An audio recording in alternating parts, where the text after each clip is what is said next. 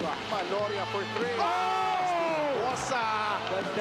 No, Mark Cruz. Soberano, that's a three. Improbable And that's three. good.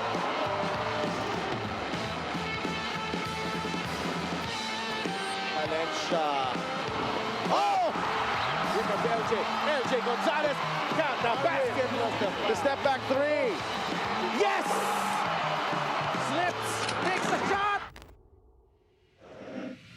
It's good!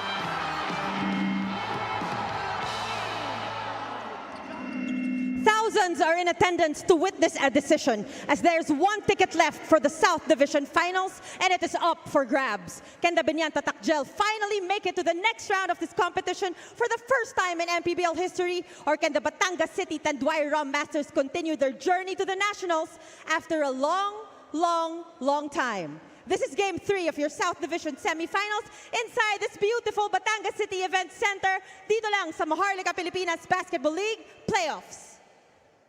Ng gabi mga kaliga, look at that crowd here at the Batangas Province Event Center.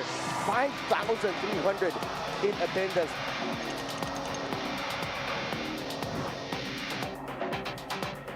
We have a Game 3. Biñan and Batangas would have to do it one more time. With his playmaking, checks their up and down. A strong drive to the cup. Maloria for three. Yes! Pingris. Feeding Pingris off the spin. Lastimosa shoots. That's a big-time shot. One game can change everything. There is not a lot of sure things here.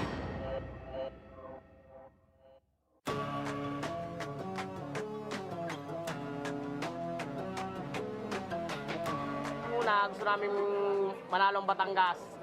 Pangalawa, gusto namin makita si Pingris. At saka gusto namin makita yung tapatan ni Oche at saka ni Lastimosa. Sana yan sa balyahan at saka pisikalan. Galingan nyo at saka huwag kayong padadaig sa laban. Yun lang masasabi ko sa inyo. Bigay nyo the best. Go Batangas! Go Batangas! Go Batangas! Let's go Batangas!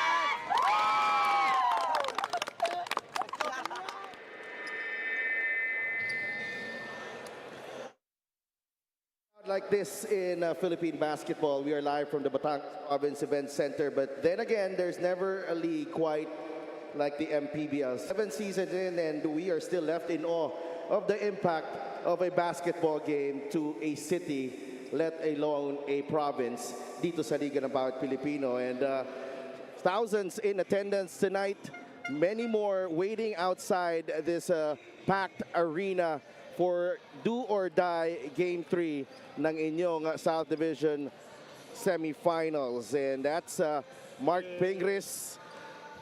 He has seen it all in Philippine basketball, but this series has surely made an impact on him. Carlo Lastimosa, on the other hand, has enjoyed a career renaissance in these playoffs. He's been a man to watch para dito sa Biñan. And of course, Kenny Rocacurva has some unfinished business after the heartbreak of last season's playoffs. Sa kabilang panig naman for the home team, Batangas, Ced Ablaza, who's had a stellar career here in the MPBL, but still lacks that appearance in the national finals. That's a mission he shares with someone, his teammate, in Jong Baloria, who's made a living making big shots, and he wants a victory more than anything tonight. And of course, the main man for Batangas, Levi Hernandez, the sniper de Mexico, wants that return to the South Division Finals to face Quezon and a rematch of last season's Division Finals. It's all about challenging the contender here in the South Division Semifinals dito sa Batangas Province Event Center, and a big occasion para dito sa Liga ng Bawat Pilipino. We have two coaches two of the best coaches in the MPBL. Boyd Fernandez, the multi-titled coach who has won everything, almost everything in Philippine basketball, and of course, Coach Cholo Villanueva, the chief tactician here of the Batangas City Tondoy Rum Masters, who's really made a name for himself dito sa Liga ng Bawat Pilipino. Magandang gabi po mga kaliga sa Def Tupas. Kasama si Andre Duremdes. Mika Bisamis gave you that really good intro earlier. Siyempre, magandang gabi din sa mga nanonood sa atin sa YouTube. And of course, we're live on Solar Sports and pusupi.com. And Andre, yung mga tao dito, kanina pa sila, no, they've been waiting since 4 in the afternoon, 5 in the afternoon, binuksan ng gate. What a moment, what an occasion para dito sa MPBL.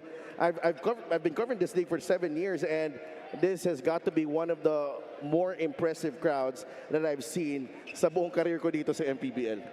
Yeah, I'm glad that you mentioned that, Steph. Dito mo talaga makikita na iba talaga ang suporta ng mga Batanggenyo. Kaya it's very overwhelming, honestly, for me to see a crowd like this. As you mentioned, as someone also who's been watching and also playing the MPBL, I would say na ngayon lang rin talaga ako nakakita ng crowd na ganito. Oo, nakakatindig balahibo po yung crowd dito sa Batangas City Event Center. Tingnan muna natin ang ating playoff bracket because para ma-update tayong lahat, no, 3 na po ang nakapasok sa ating Division Finals, Abra and Pangasinan. That series is starting on Wednesday in Bangged, Abra. Ang Quezon nag-aantay sa mananalo dito, Biñan versus Batangas, and that series will be up kung sino mananalo dito, makakalaban nila yung Quezon starting next week. So medyo may konting antay, may konting pahinga kung sino mananalo dito. But all eyes right now on Biñan versus Batangas. And sabi ko nga, Game 4 na ngayon eh. Kasi may naudlot pa tayong game last time. But of course, ito Game 3, no, deciding game. Tingnan muna natin yung nangyari ng Game 2 because Batangas with a big response. And it felt like Biñan actually had, some semblance of control in that matchup. And before Batangas came up with a strong finish in the final period. Tabla to going into the fourth quarter. Oo, talaga. Dito mo talaga makikita na yung culture rin ng Batangas na never giving up, a contender all throughout the MPBL ever since they started their franchise. And the Biñan on the other side, kahit first time lang nila sa South Division Semifinals, they really shown composure as well. So two compelling contenders here in the South, talking about Batangas and Biñan. And talking about their last game also, Game 2, very identical stats, I would say, but what really separated Batangas and what got them the win in that game was, I would say, is they shared the ball more, 21 assists compared to Biñan's 14, and also bench points, 44-21, spearheaded by players like Jong Baloria, Levi Hernandez, and Don Ochea. Yeah, Jexter Apinan was the best player of that game, and he had also a strong performance, and he did it on both ends. No? Parang siya yung nagdikta kung paano tatrabahuin itong Batangas ang panalo na yon. Diretso tayo sa ating player matchup because we've been enjoying this matchup for 3 games already. 2.5 or 2 1/4. Pero ito, malalaman na. Seda Blaza versus Mark Pingris, the battle at the post inside the paint. It's been fun to watch, Andre, all series long. Yeah, both legends here talking about Mark Pingris and Seda Blaza. And as you mentioned, they're also the primary defenders of each other. And this matchup, both really played a very, very efficient and strong game. Talking about Mark Pingris, Seda Blaza, 11 points, 9 points respectively. And also very efficient outing as well. Lalo kay Mark Pingris, 5 of 7 of the field. And Seda Blaza on the other side, very complete game from him. Also contributing 5 rebounds and 4 assists. Well, both players pretty much canceling each other out, but alam natin that they can, change the game at any opportunity dito sa deciding game natin. And for more on these 2 players, let's go to Mika. Maraming salamat. 2 of the players that made huge impacts in this series, Mark Pingris and of course Sed Ablaza. Magandang gabi, mga Ginoo. Mark, alam ko na napakarami mo nang naranasan na ganitong sitwasyon, yung mga do or die games. Pero ang tanong ko, bakit iba dito sa MPBL? Anong iba sa'yo para dito? Well, kasi sa mga suporta ng mga fans, katulad ngayon, home court ng Batangas. So, una-una, nagpapasalamat po ako sa lahat ng mga taga-Batangas sa suporta sa MPBL dahil hindi po dahil sa inyong mga fans, hindi po nabubuhay yung mga ganitong liga. So, thank you so much. Kaya yun, sa mga player na katulad namin, nabubuhay kasi kami sa mga fans eh. kalaban man or hindi, nagpapasalamat kami dahil sinusuportahan na yung liga. So yun, maraming salamat. Napakaganda, Mark. Pero syempre, nanunood ang lahat ng fans ng Biñan ngayon dahil dito sa Do or Die game. Anong gusto mo sabihin sa kanila? Kahit anong mangyari, alam kong ganun din ibibigay ng Batangas 100%. Win or lose, ibibigay namin yung game namin para sa kanila. Maraming salamat, Mark Pingris. Said, nung game 2 ang nagpanalo sa inyo, matinding samahan at saka puso. Anong napag-usapan para sa larong ito? Siyempre, i-continue lang namin yung siguro mas magdadagdag kami ng more effort namin sa game at yung puso nandun pa rin yun. Lalaban pa rin kami para sa family namin at sa mga taga-Batanggenyo. Said, may tanong ako sa'yo. Anong gusto mo sabihin kay Kuya Mark Pingris? Siyempre, itong game na to, mahirapan talaga siya para sa laban na to. Maraming salamat, Sed. Anong gusto mo sabihin sa lahat ng tao na nandito sa loob ng court? 3 laro na silang nanunood sa inyo at sumusuporta. Siyempre, una-una, maraming salamat sa inyo na walang sawang suporta sa amin. Lagi kayo nandyan, kahit anong mangyari. Salamat sa inyo. Maraming salamat, Sed Ablaza. Now it's gonna be Biñan versus Batangas. Richard Tampos, let's go. Welcome back to the Batangas Province Event Center. This is the Southern Catholic Showdown for the spot in the South Division Finals. Biñan versus York, Batangas City. Live on Southern Sports and on YouTube channel. Here are the starters. Let's begin with Biñan at the Jail Beast. Motorcycle tire KX. Forward number 88, Kenny Rocaculpa. Also forward number 31, J.R. Biñan. Starting at guard number 22, Carlo Lastimosa. At guard number 0, Pamboy Raimundo.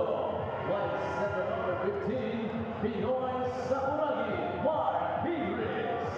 The head coach, Boy Fernandez. Assistant coaches, Gino Marsala, Gino Manuel, and Sergeant Udona, and J.R. Marsala. LG partners, Mayor Jed Alonte, with Ruben Tan and coaching Marsala, team owners, Gino Anton Levo. Let's go!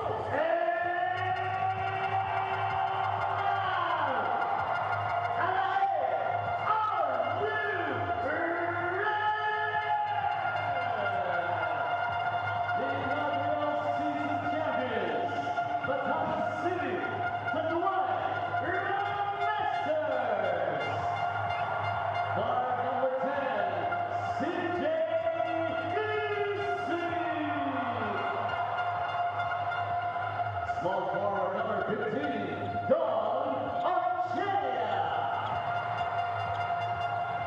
Playing center number 24, Mark Cruz.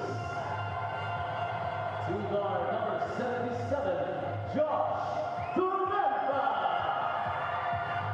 Power forward number 53, Sed Ablaza. Head coach, Cholo Villanueva. His assistants are Jay Aquino, Warren Canigan, John Manenas, and Lino Enrique. Assistant team manager. Biñan starts with Pamboy Raimundo, Carlo Lastimosa, Mark Pingris, Waray Himpayan, and Kenny Rocaculpa. Batangas naman has CJ Isit, Joshua Toral.